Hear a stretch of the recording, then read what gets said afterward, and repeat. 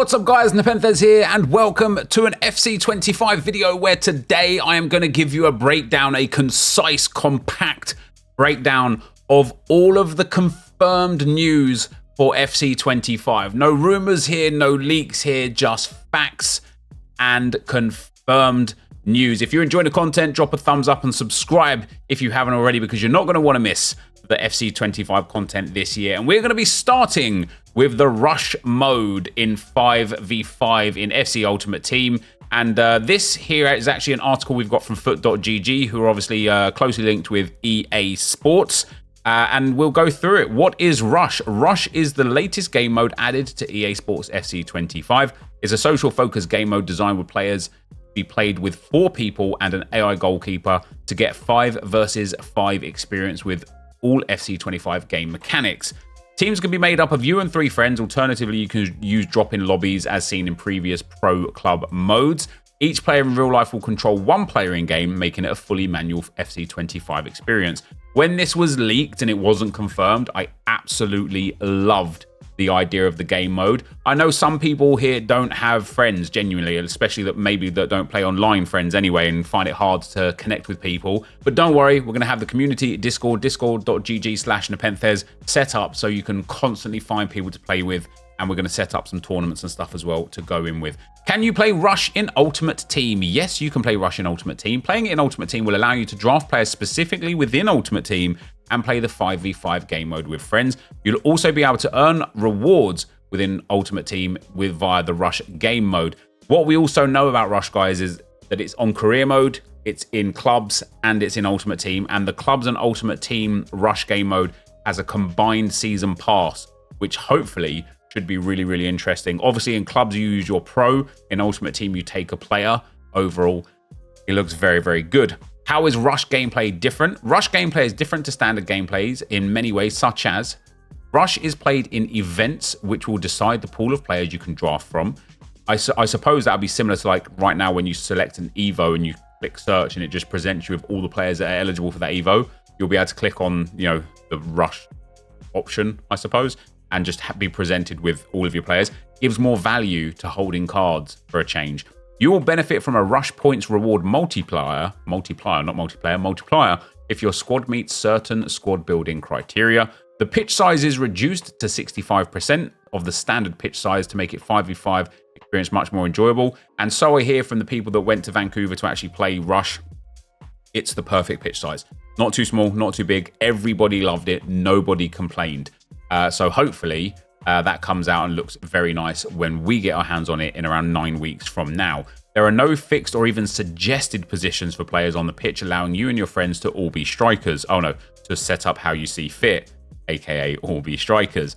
Captains can control the goalkeepers with the standard manual goalkeeper movement. New rules introduced, such as blue cards, which from what I understand for blue cards is a 60-second timeout, and then you rejoin the game, or sin bins for player discipline. I don't know what sin bins is at this moment in time. Once I do get information on that, I'll make like another roundup video of like all extra confirmed info. Offside only applies in the final third of the pitch. Race to the ball instead of standard kickoff, and penalties played from the halfway line 1v1 against the goalkeeper. Those of you that don't know, the MLS up until the last sort of like maybe 6 or 7 years used to have a penalty shootout at a draw. So there was no draws in penalty shootouts. You got 3 wins for a win and 3 points for a win and 2 points for a penalty win. And so the way a game used to be decided is if, let's say, it finished 1-1, you'd effectively have like a 30-yard shootout or whatever, and you'd get the ball like 35, 40 yards out or 30 yards out, whatever, and it would be you 1v1 versus keeper, and you'd have to dribble it around him or shoot from range or whatever you wanted. That's how it's going to work in this. And you know what? I quite like that. Bear in mind, Rush does have all the core gameplay mechanics. The goal is of the standard size, which is quite interesting for a smaller pitch, and is played in the standard FC25 game engine. How many people can play Rush? It's already kind of been covered above, but it's a 5v5 game mode that is playable with 4 players on each team and 1 AI-controlled goalkeeper. Each player can be controlled by 1 human player. Each team will be made up of 4 players, so a total of 8 players can play 1 game of Rush. You can also play 4 players against AI opponent in kickoff game modes. Yes, we will get rewards from Rush in Ultimate Team. Rewards could include anything between packs, coins, and players. but nothing has been confirmed as of now. From what I know as well, guys, is that everybody that has played Rush, everybody that's tested this game mode out has absolutely loved it. And one of the regular comments that we're going to get is going to be, what happens if you disconnect? You know, some games allow you to reconnect, rejoin. Doesn't seem like you can reconnect into Rush, but also it doesn't end the game. So like in pro clubs, I guess the captain will take control of the extra player and you can carry on playing as a team of 3, or should 2 people disconnect, which would be horrendous, you could carry on playing as a team of 2. The next thing we have got actual confirmation on, and that is no longer a rumor, is that duplicate storage is here. You can store up to 100 duplicates. They will be added directly to SBCs via a most recent assortment.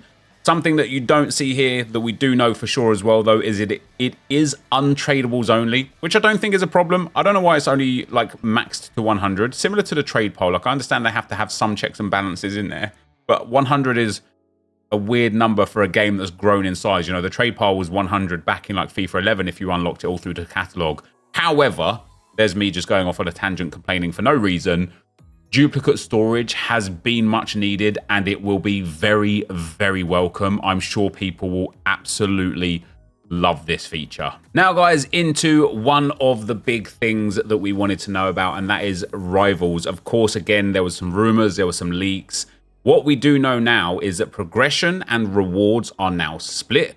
Rewards, which is weekly rewards and objectives, will be based on a classic point system, which effectively means 3 wins, 3 points for a win, 1 point for a draw. Right now, the equivalent for 7 wins would be 21 points, but draws will now count. So, no longer are you going to waste your time getting a draw. You'll only get the 1 point instead of 3 for a win. But hey, it is much better than nothing. However, progression is the same as it is now with 2 tweaks. You can get relegated from Division 1 and Division 2, and there are fewer checkpoints, meaning it's way harder to get out of divisions, which is a really good thing because it should stop people kind of like wrongfully going up. If you just hit a lucky streak of wins or something happens within the game, like kind of ecosystem where you get like a bit of luck, like the other day where the whole matchmaking and rivals was terrible, it's now going to be even then way harder to get up through the checkpoints and so therefore up through the divisions, which should mean a lot of people kind of like land in and then stay in a division that is far more respectable to their skill level, which is of course great. As a consequence, the rewards are better and have more differentiation the higher up you go. And do you know what? I don't think that's a problem. The thing that EA did this year when they changed Elite Rivals rewards to being very, very good, everybody that could get up to Elite all of a sudden did.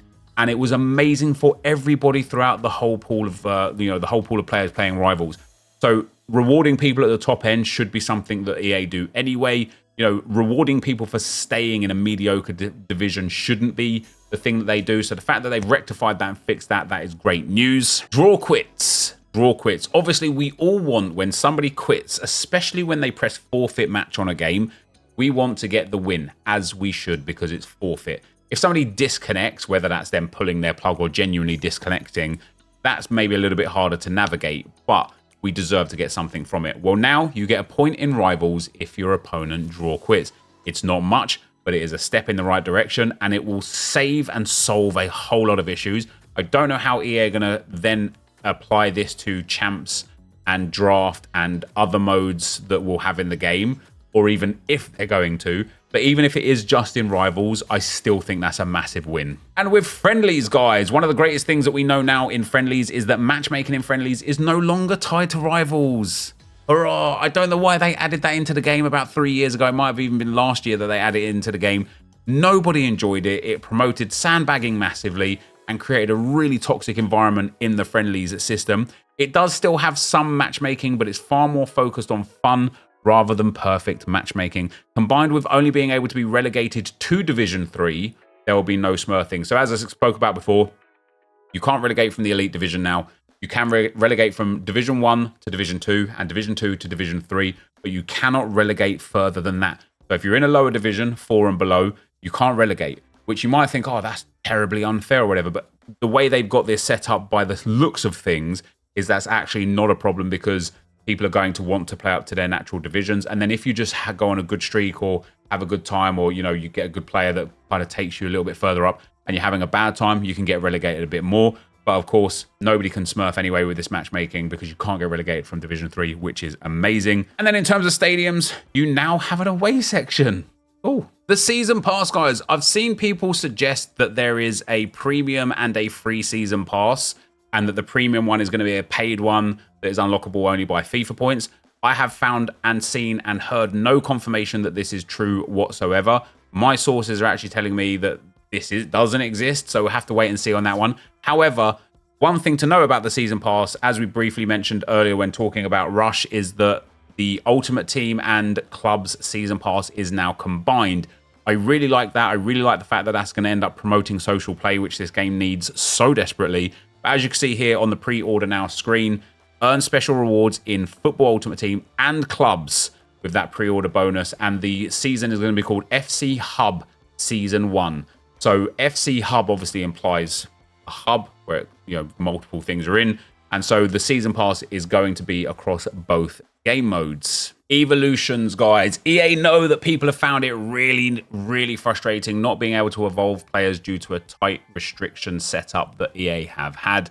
They have changed the upgrade system so that it could be far more open next year. That could potentially mean that we have an upgrade to a stat rather than from or limiting a stat. So for example, instead of being like max 82 shooting as the requirement and it gives plus 10, which takes it to 92, it will just take the stat to 92. So it'll be completely open, or, you know, I'm sure there'll be some restrictions, but instead of being like, oh my God, my 84 shooting player that fits every other requirement doesn't get a fit into this Evo now all of a sudden, potentially we could have it so that 84 person just goes up to 92 instead of getting a plus 10, and then we'll take it above the threshold. And of course, you know, Evos are a massive part of the game for me, something that I've loved dearly, but something that has kind of been frustrating to play with as the game cycle has gone on because the Evos have fallen further and further and further behind. But with that, they have fixed a technical difficulty that means they can accommodate 7 times the number of Evos that they could this year. I don't know what that means. I don't know why they need to accommodate Evos. I didn't realize and didn't understand really that there was such a deep kind of pressure on the servers or the game or anything like that to having Evos, and it might explain a lot of other things this year. That doesn't mean we're getting 7 times the number of Evos, but more that 7 times the number of players will be able to be evolved, which is huge. So we'll get more and they will be more open. Love that. They acknowledge that the Evo card design got boring very quickly. So they've added multiple card designs, colors, animations, and sound effects that you can customize yourself. We already kind of saw this information. I was really curious about what the sound effects will be. Remember when they brought out like the horn and the horse sound effect and things like that? I wonder if you're going to be able to assign a goal sound to an Evo. Potentially. I'm literally just like guessing here. Can like assign a goal sound to an Evo. So you can have multiple different goal sounds assigned to multiple different Evos, and you could score multiple different types of goals and hear multiple different gimmicky sounds in the game. I'm all for it. The IQ, the FC25 IQ. This seems to be like the biggest thing this year. It's a huge tactics change. It has been much needed, a big tactics change. We've talked all year this year about, first of all, like the overpowered tactics, the overpowered game mechanics, the 4-3-2-1 being so broken. Even though there's multiple different ways to play, there is still a premium / optimum way to play. And it seems like this is a way to rectify that. Let's start with what's gone. Work rates, gone. Player instructions, gone. Attacking sliders, gone. This might sound scary straight away. And do you know what? Like, I hope they've stress tested this well, because if they're removing all of these key elements of like the past 15 years of this game, it needs to be right? Left wing back, right wing back, and center forward. Yes, center forward are gone. We saw earlier information that the 4-3-2-1 formation has gone. 4-3-2-1 is now going to be 2 cams, 3 center mids, and a striker. So the center forwards are going to effectively drop down as cams. But, you know, the 4-3-2-1 and I think the 3-4-2-1, just less promoted on socials of how broken it is, was so broken because of the center forwards, which again must be the reason why they just removed center forwards. Because like if it's broken, it's broken. And you know, we talk every season, every year about so many broken game mechanics and how we wish they would balance them or fix them or rectify them. This is them doing that. So let's not actually be negative about this. I saw so many people complaining that the 4-3-2-1 is going, or like mocking EA for not being able to fix it and just removing it instead. This is a positive, guys. Honestly, the more wildly broken things we can get rid of in the game, the absolute better. So with all this going on, what is it going to be replaced with? Well, there are 3 elements: team tactics, player roles, and smart tactics. Team tactics are a streamlined version of the current first page of tactics. You can choose attacking build-up style, counter, balanced, or short passing, and your defensive approach, which is just a slider which changes how deep your team defends. Player roles, this is huge. Instead of player instructions, we now have a football manager style roles system. And do you know what? Even in the trailer, there was a few bits of information on EA website afterwards where I was like, this just looks like Football Manager. And you know what? Again, that's not a bad thing. That's a great thing. Football Manager is an incredible game. Loads of people love it. If we've got elements of that in FC25, then that is amazing. Each position has a role and then a focus. In the same way in FM, you have a role and then can be attacking, support, or defensive. If you want to know more, Weaver Foot has got all player roles in EA Sports FC. Goalkeeper has keeper and sweeper keeper. Right back and left back, because of course there's no wing backs anymore, have full back, false back, wing back, and attacking wing back. Centre back has defender, stopper, and ball playing defender. CDM has holding, centre half, and deep lying playmaker. Centre mid has box to box, holding, deep lying playmaker, and half winger. Right mid, left mid has winger, wide midfielder, wide playmaker, and inside forward. Cam has playmaker, shadow striker, half winger. Wingers have winger, inside forward, and wide playmaker, and striker has advanced forward, poacher, false nine, and target forward. They are the roles in each position. Every player will have at least one role plus. Think of this like a base playstyle. Some players have role plus plus. This is like a playstyle plus. If a player can play in a position, they have a basic use of all the roles. If you play them out of position, they get a huge position penalty. This is apparently incredibly noticeable. Think of like a 1.25x for plus plus, a 1x for plus, 0.8x for basic, and a 0.5 for out of position. So back in the day when we had chemistry different to the way it was now we never ever go below base stats.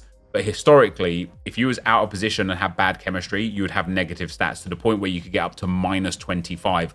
I feel like this is going to be something similar in that regard of how the player interprets the instructions.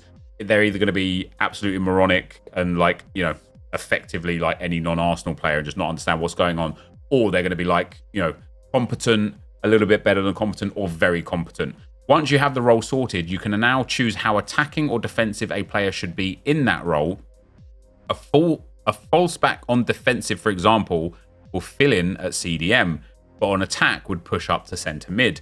This will affect how much effort they put into defending too. You know what I love about this? Like, there's very few premium ways to play the game right now. There's step over, sprint boost. There's like very specific tactic sets that are very overpowered. And then everything else kind of pales in comparison. It at least sounds like, even if it's not the reality when it comes to it, it at least sounds like this will allow us to build proper tactical play for the way we want to play. And so long as one thing is not so mind-numbingly broken than the next, this could just be insane. What does this mean defensively? Well, no longer can you force formations to defend in a different formation. You can have a fullback where you have one as a defensive fullback defend and the other one as attacking fullback, but it won't defend in a flat four in the same way as an attacking fullback will have less intensity. No more setting up in a formation for chemistry without big penalties. No more setting up in a formation for chemistry without big penalties. Wow. The overall takeaway here is that there are over 4 million combinations of player instructions in every formation, and roles are so much more complex and interesting compared to instructions, that having tactics that suit your players is going to be more important than ever. This is getting me hyped. This is me telling you news, and I'm getting hyped as I'm reading it. To go along with these complications, you can now export your tactic to a code. I did see this. This code can be input in-game, web app, and companion app, and it auto adds a tactics. You can also set global templates that can be used. What's brilliant about that is so many people ask me, Net, what tactic are you using? Well, I say so many people. Some people ask me. You know, I'm not a pro. I do my best. I go 10-0 in qualifiers this week. My best weekend league this year is 17-3.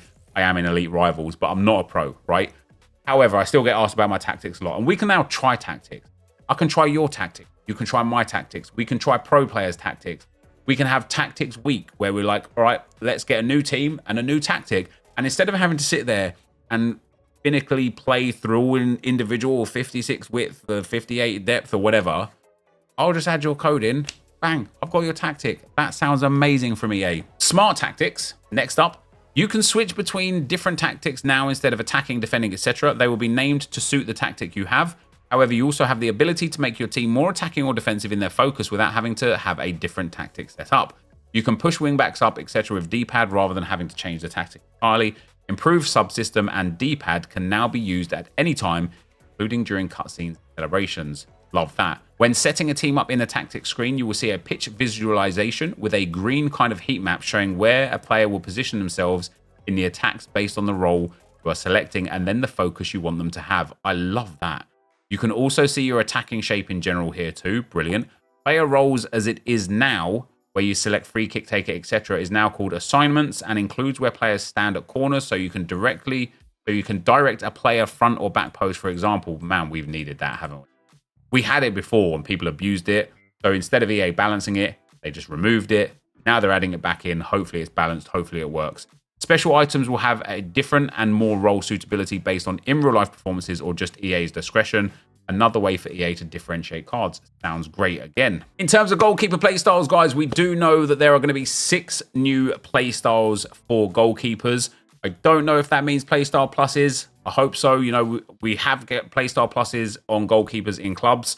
We in general have playstyle pluses available. It would make sense that EA have found this one out and figured this one out to get playstyle pluses on goalkeepers. And then in turn, hopefully, and this isn't confirmed news, this is me just speculating, hopefully we get evolutions for goalkeepers next year. That would be amazing. The 6 playstyles that we're going to have are going to be footwork, rush out, deflector, cross-claimer, far throw, and far reach. There haven't been too many gameplay changes covered here, guys. We did see the professional fouls are now in the game. We saw that on the EA piece in the other video that I made on FC25. But what I'm also told is that the main focus is on tackles, which is really good because obviously tackling is a big problem in the game this year. The amount of times I get tackled from behind is unreal. The amount of times strikers and midfielders with low defensive stats put in perfect tackles is unreal. The amount of times you with your defender try and tackle the ball and you don't get it is unreal. So it's nice to know that tackles are a main focus. Dribbling is going to be smoother. There's going to be no more animation breaks. I don't actually know what that means. I'm hoping that means that they fix certain animations that cause broken mechanics within the game. Passing is going to have more error when you're passing off balance. 180 spinning passes, volleying, or under pressure. The last thing to add for today, guys, is the mirror has said that we are going to have multiple Evos at once. It says here, with more lenient requirements, more evolutions are set to be released, and with more being released, you will now be able to complete more than one evolution at a time. I haven't seen this information anywhere else apart from on this mirror press release. I really hope they're right because that would be so valuable to us as a community. And with that, guys, that is all the information I have for you today. As more comes out, or as I get more guaranteed confirmed information, I will present it to you guys with more content, with more videos. So feel free to subscribe. Check out all the socials as well for the tidbits of information that are coming through. And I tell you what, as always with EA, because they're amazing at hyping up their product, aren't they? I am getting excited for this game. I can't personally wait for Rush. I think that's going to be amazing. I think that's going to be the mode that I play the most in. I think it's going to be the way I play the game the most. But let me know what you think, guys. Of course, if you've enjoyed the content, feel free to drop a thumbs up. Thank you guys very much for watching, and I'll see you next time. I'm out. Peace.